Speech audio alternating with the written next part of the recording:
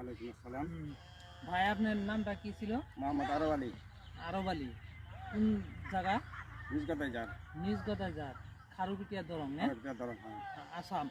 আচ্ছা, আমাদের এই নিবেদিতা সিড কোম্পানির প্রিয়া 4102 যেটা খোলনল আছে ফুলকপি বলে কই আমরা, ওটা ভাই আমাদের এক প্যাকেট ডেমো দিয়েছিলাম।